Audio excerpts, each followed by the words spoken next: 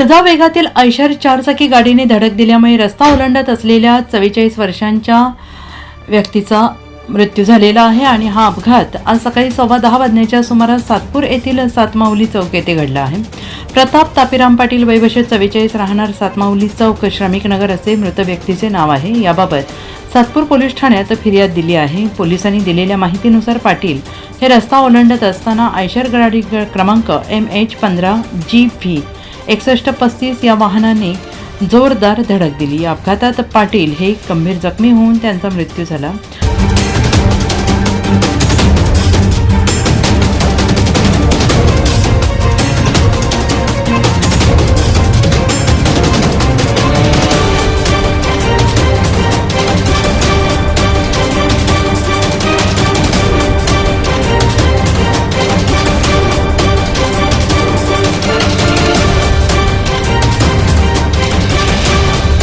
Satpur police Thane याबाबत तपास करत आहेत। NCI न्यूजसाठी सिद्धार्थ लोखंडे, सातपूर।